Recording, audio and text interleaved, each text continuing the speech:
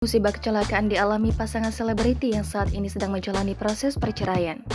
Mereka adalah Lady Nayoan dan Randy Kejarnet.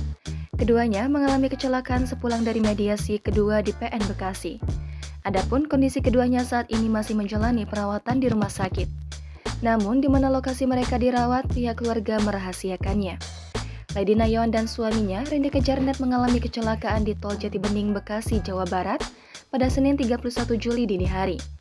Kuasa hukum Lady Nayoan, Timothy Ezra Simajuntak, menceritakan kronologi kecelakaan Lady Nayoan yang kala itu bersama Randy Kejarnet setelah melakukan mediasi berdua. Timothy mengatakan saat itu yang duduk di kursi penumpang adalah Lady, sementara Randy yang menyetir mobil.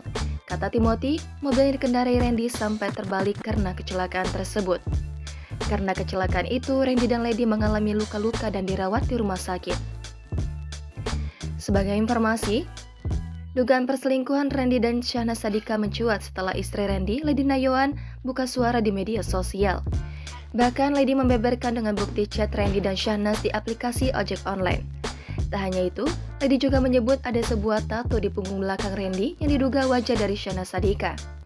Setelah mengungkap hal itu, Lady melayangkan gugatan cerai terhadap Randy Kejarnet di Pengadilan Negeri Bekasi pada Senin 10 Juli lalu. Randy dan Lady kini sedang proses cerai. Keduanya sudah menjalani sidang mediasi pertama pada 18 Juli lalu. Sidang lanjutan mediasi perceraian mereka diagendakan pada Rabu 2 Agustus di PN Bekasi.